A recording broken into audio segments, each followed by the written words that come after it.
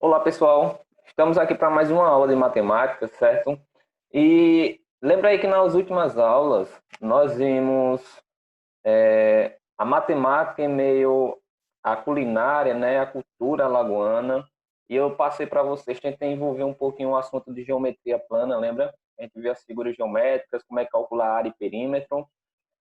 Na quinzena agora, na nova quinzena, nós vamos estudar os festejos juninos, certo? E eu vou tentar envolver para vocês, gente, justamente a continuação do assunto. Lembra que a gente viu figuras planas e ficou faltando passar para vocês as figuras tridimensionais, né? As figuras geométricas, que aí trabalha com o conceito de volume, né? E sólidos geométricos. Então é isso que a gente vai ver nessa aula. Então, como vocês estão vendo ali no tema, ó, matemática e meio festa junina. Beleza? Mas olha só, gente, uma pequena introdução. Festa junina, celebrada no Brasil desde pelo menos o século XVII, as festas juninas constituem a segunda maior comemoração realizada pelos brasileiros, ficando atrás apenas do carnaval. De acordo com os historiadores, a festa tem origem no culto aos deuses pagãos, mas sofreu influências do catolicismo e hoje há forte associação com os santos católicos, como Santo Antônio, São João, e São Pedro, tá? Que até dá o nome a essa festa típica, né? Essa festa junina. Geralmente a gente fala em São João. Então, continuando aqui, nós temos, ó, com a população das festas juninas no Brasil, a difusão dos elementos ligados à festa tornou-se cada vez mais comum. As comidas típicas da festa junina são um exemplo disso. Em todas as regiões, o produto utilizado para preparar as guloseimas da festa é basicamente o mesmo: o milho, pipoca, canjica, pamonha, bolo de milho e curau são algumas das iguarias servidas. Eu trouxe aqui algumas imagens, tá, em relação à culinária junina, né, as comidas típicas. Então temos ali, ó, analisando alguns pratos típicos abaixo, é possível identificar algumas figuras geométricas. Gente, se a gente analisar, observar essas figuras, essas imagens, essas comidas típicas, quais seriam as figuras geométricas, né? Os sólidos geométricos que a gente conseguiria identificar. Aí alguém já pode observar aqui essas bandeirinhas e dizer, ah, professor, aqui tem algumas figuras geométricas, né? Por exemplo, essa figura aqui é a junção de um retângulo e um triângulo. Professor, além disso, o que é que eu posso ver aí mais? Gente, aí eu posso dar aqui, como eu falei para vocês, eu vou trabalhar sólidos geométricos, né? Que são aquelas figuras tridimensionais. Aí observa aqui, por exemplo, essas tortazinhas aqui, ó. Eu poderia dizer que isso aqui, o formato dessa torta, né? É de um cubo. Olha que ele foi recortado em quadradinhos, né? Mas nesse caso aí foi cortado em cubos. Tem o formato de um dado, de um bosó, um cubo, certo? E um cubo é um sólido geométrico, é uma figura tridimensional. Lembra que figuras tridimensionais é aquela que a gente consegue pegar, né? E as figuras planas são aquelas que são representadas no plano, são desenhadas no plano, certo? Então aqui eu posso observar cubos. Se eu observar essas espigas de milho aqui, eu poderia dizer que tem um formato, né? Assemelha-se a um cilindro, né? Cilindro. Assim como essas paçocas aqui, ó, tem o formato de um cilindro.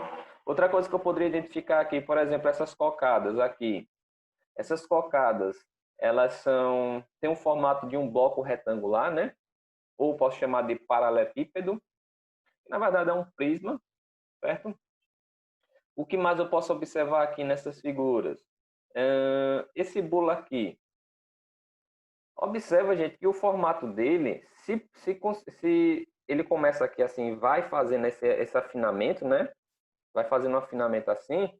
Se ele fizesse o afinamento até chegar lá no topo, isso aí teria um formato de um cone, não é verdade? Formato de um cone. Já que esse cone foi cortado e tem o formato desse bolo aí, né? Que vai até aqui assim, essa subidazinha até aqui. Observa que isso é um tronco de cone, né? É como se eu pegasse o cone e cortasse ele e ficasse com a parte de baixo. Então tem um tronco do cone. Também é um sólido geométrico, tá? Tem muito estudo em cima disso também.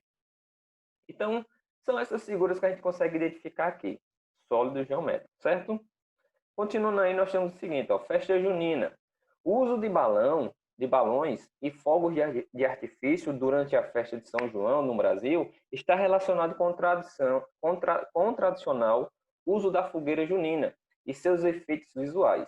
Esse costume foi trazido pelos portugueses para o Brasil e se mantém em ambos os lados do Oceano Atlântico, sendo que é na cidade do Porto, em Portugal, onde mais se evidencia.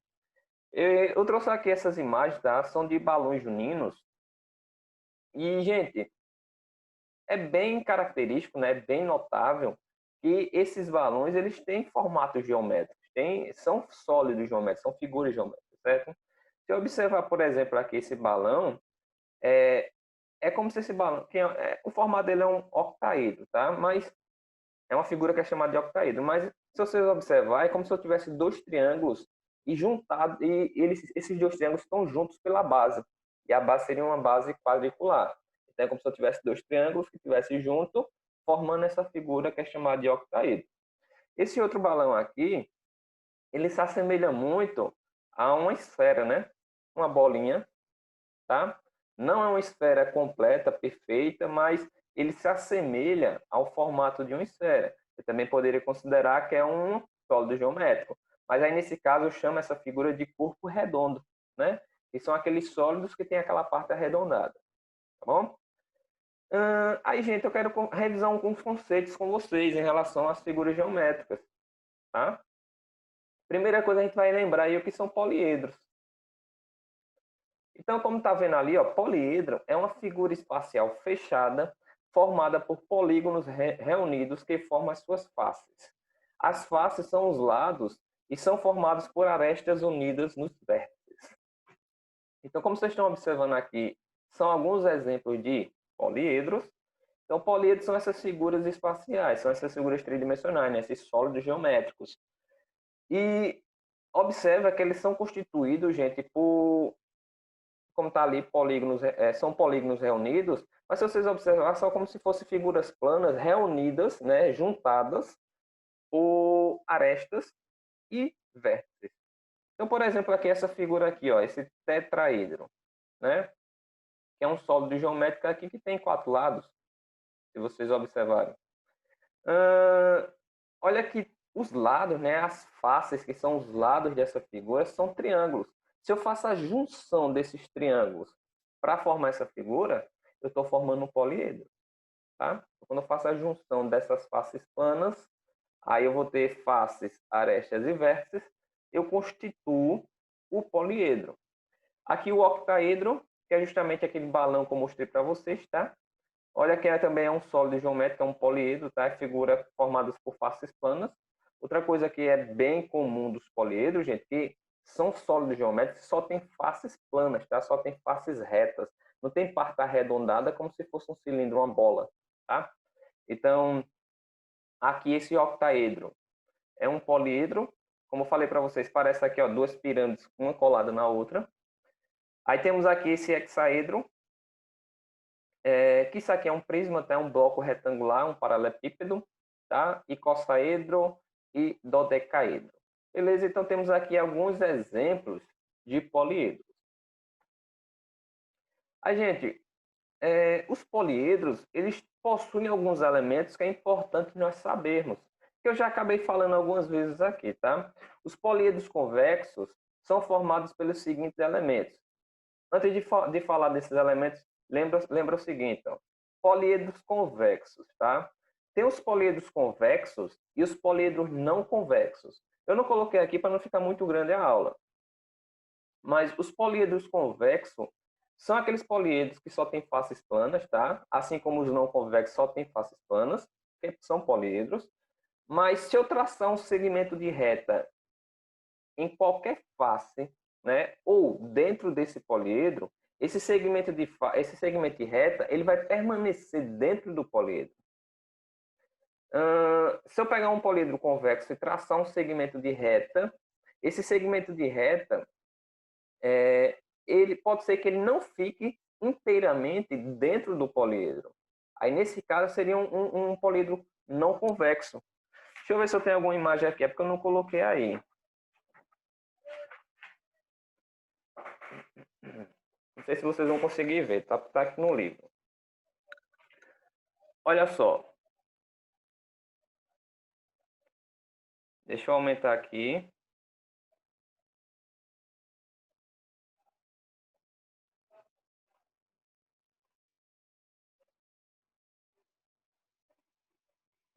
Aqui. Se vocês observar essa figura aqui e essa figura aqui, são poliedros convexos. Por quê? Porque se eu traçar um segmento de reta dentro do poliedro, ó, o segmento de reta vai ficar inteiramente dentro do poliedro. Ah, professor, mas a reta está passando aqui, está passando aqui. Não, mas eu estou pegando o segmento de reta, que vai desse ponto até esse. Então, o segmento está inteiramente dentro do poliedro. Então, poliedro convexo. Observa nessas duas figuras. Já se eu observar nessa figura aqui, nessas duas figuras aqui como exemplo, observa que o segmento de reta não está inteiramente dentro do poliedro. Então, esse segmento de reta aqui, ó, que vai daqui até aqui e daqui até aqui, né? Observa que tem uma partezinha aqui do segmento que ele está fora do poliedro. Então, isso aqui seria considerado um poliedro não convexo. Continua sendo poliedro, tá? Só que é chamado de poliedro não convexo. Então, esses são exemplos de poliedro convexo e não convexo, tá? Voltando para lá.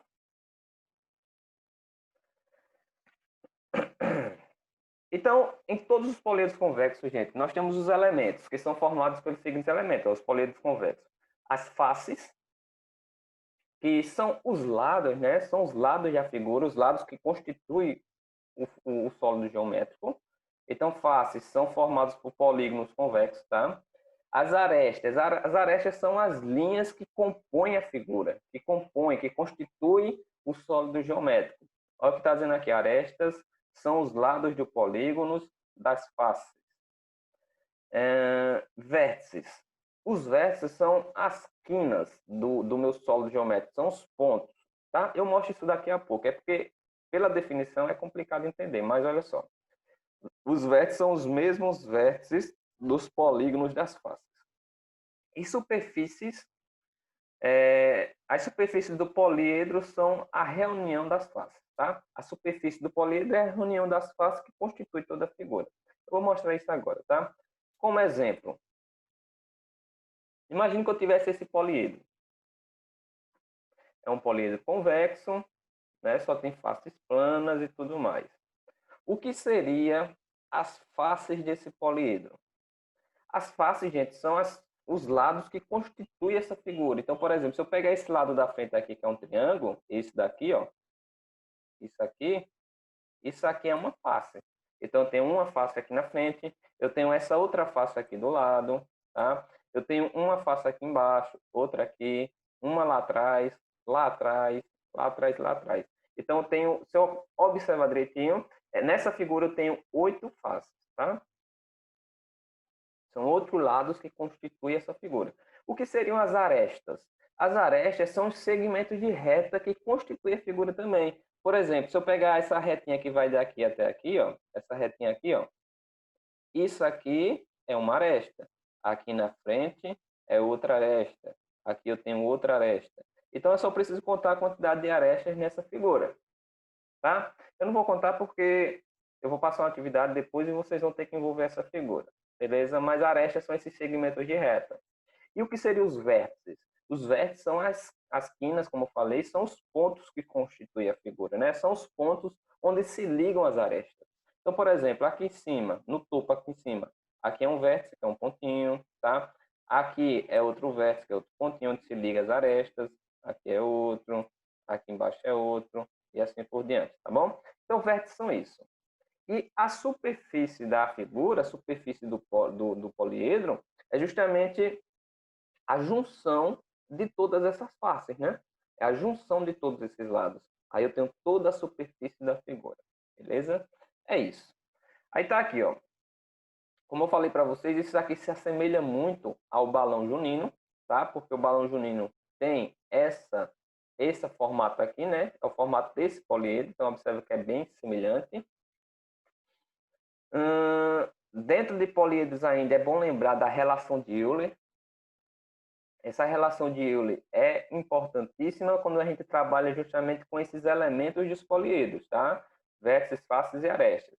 Olha o que está dizendo aqui, ó. Segundo Euler, todos os poliedros convexos valem a seguinte relação: V menos A mais F é igual a 2. Tem essa relaçãozinha aqui, ó. V menos A mais F é igual a 2. Ou V mais F, quer dizer, F mais V é igual a 2 mais A. A mais utilizada é essa daqui, tá? Essa daqui, ó. Essa é a relação de Euler, gente. A relação de Euler diz o quê? Que se eu pegar o número de faces mais o número de vértices é igual a 2 mais o número de arestas. Isso para poliedros convexos, tá? Eu posso fazer dessa forma, somando aqui F mais V, ou eu posso fazer dessa primeira forma aqui, ó, o número de vértices menos o número de arestas mais o número de faces é igual a 2. Sempre vai dar 2 se eu fizer essa somazinha aqui. Aí, olha só, se a formulazinha, né, a fórmula é essa, a relação de Euler, olha que V é o número de vértices, A é o número de arestas, F é o número de faces. Essa relação do teorema de Euler é válida para poliedros convexos, nos quais as faces são formadas por polígonos regulares com o mesmo número de arestas, certo? Polígonos regulares são aqueles polígonos que têm os lados iguais, tá? Exemplo aqui, ó. Determine o número de vértices da pirâmide quadrangular a seguir. Qual o número de vértices dessa figura? É isso que é pergunta na questão, tá? Lembra, o que são os vértices? Vértices são os pontos que ligam as arestas, são as quinas. Então, aqui eu tenho um vértice, 2, 3, 4, 5. Então, nessa figura aqui eu tenho 5 vértices, tá? Então, se na questão sua pergunta determine o número de vértices da pirâmide, então é só 5. 5 é a resposta e acabou, tá? Então, tá aqui, ó. Eu coloquei o número de faces, número de vértices e número de arestas, tá? Olha que o número de vértices, que é o que pergunta na questão, é 5. Tem 5 vértices, como a gente viu.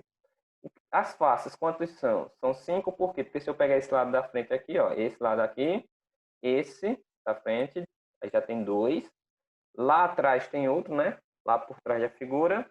E nessa lateral aqui de trás, aqui atrás, também tem outro. Então, tem um 4 na parte de cima, mais a base de baixo, que é um quadrado, eu tenho 5. Então, eu tenho 5 faces. E as arestas são as linhas, eu tenho uma na frente, 2, 3, 4, 5, 6, 7, 8. Eu tenho 8 arestas, são as linhas. Pode contar aí, ó, 8, tá? Se vocês observar, se eu aplicasse a relação de Euler aqui, aplicando só para ver que vai dar certo, né? Que V mais F é igual a A mais 2, vocês vão ver que dá certo. Se eu substituir na fórmula, fica o seguinte, gente, olha, V mais F é igual, F mais V é igual a A mais 2, tá? F é 5, porque tem 5 faces. V também é 5, porque tem 5 vértices. Igual a A, que é 8, mais 2. Observe que se eu somar 5 mais 5 dá 10. E 8 mais 2 também dá 10. Certo? Então fica 10 igual a 10.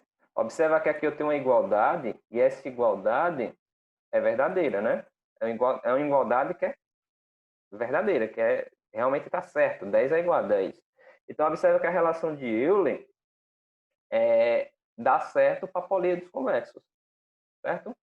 Tem determinados políedros não convexos que também dá certo a relação de Euler, mas não é para todos.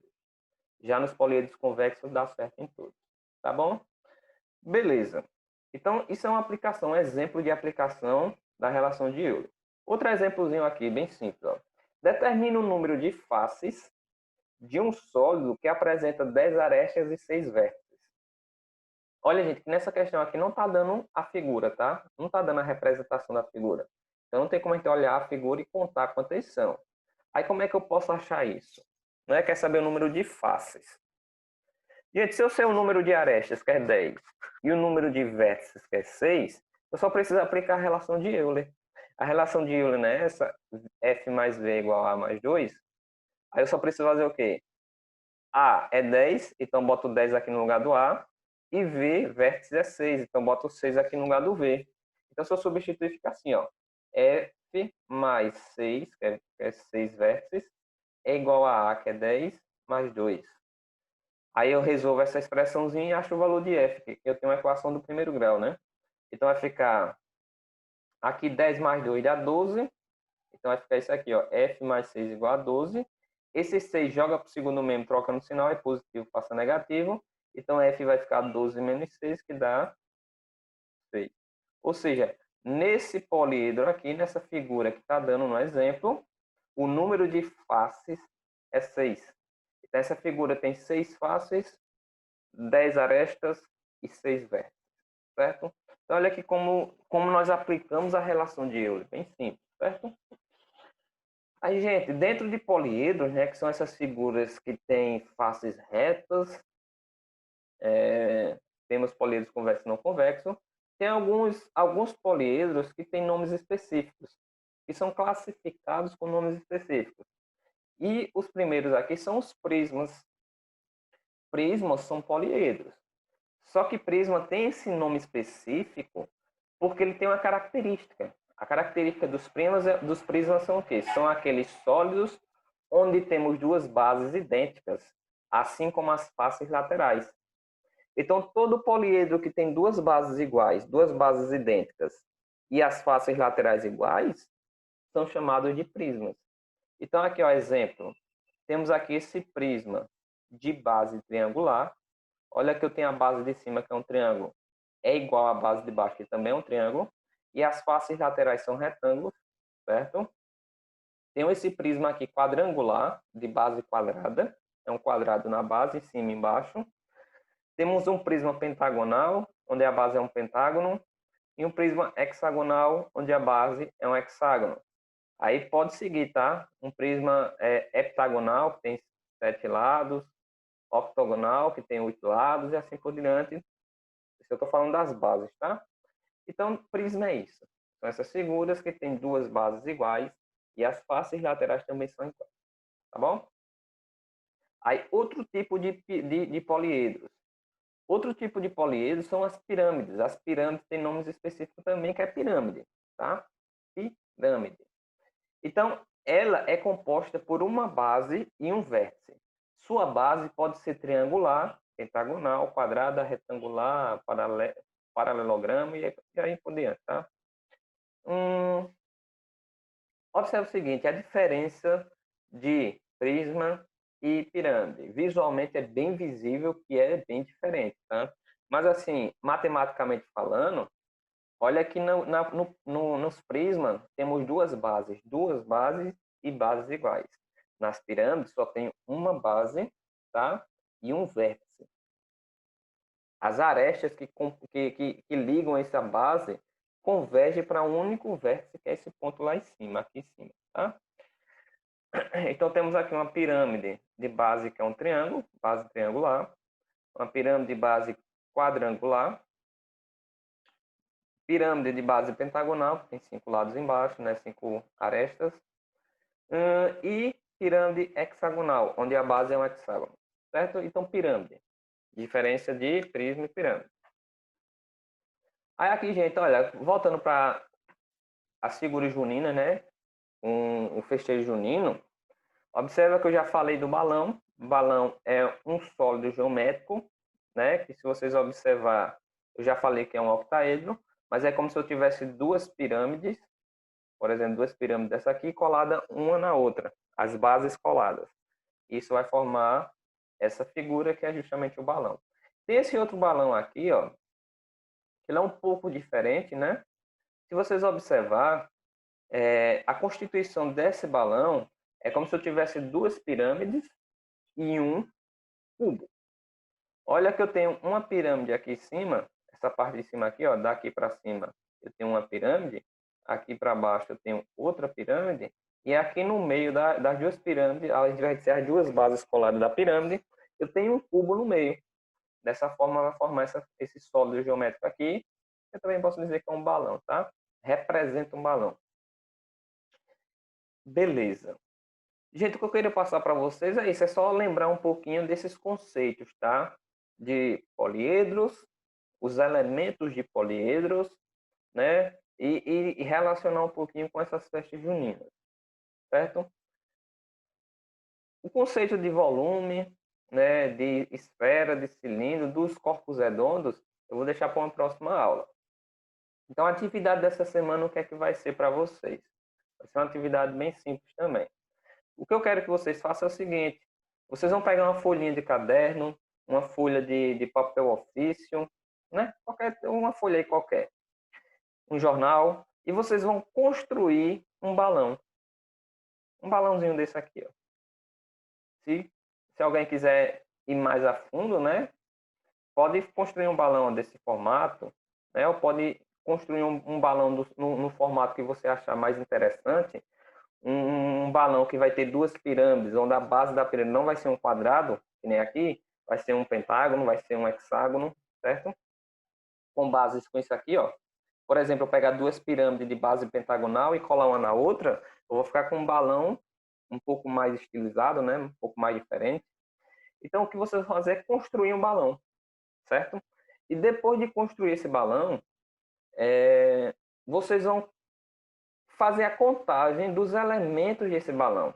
Vocês vão representar, né? Mostrar quais são os elementos desse balão. Vocês vão mostrar quantos vértices tem, quantas arestas tem e quantas faces tem, certo? E aplicar a relação de Euler para ver se vai dar certo. E, gente, eu quero que vocês façam isso.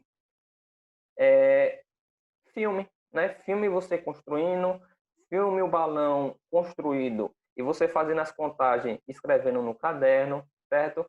Filma um videozinho pequenininho de 30 segundos, 20 segundos, sei, sempre que vocês acharem necessário, e me envia, certo? Essa vai ser a atividade dessa semana, tá? E claro, se identifiquem no vídeo, tá? O nome de vocês. Não precisa aparecer no vídeo, você, sua imagem, tal, seu rosto, porque eu sei que tem gente que tem vergonha, mas filma construindo, faz isso que eu pedi, né? Contar o número de vértices, faces e arestas e aplicar a relação de Euler e me envia, certo? Então essa é a atividade dessa semana, tá, gente? Então até a próxima.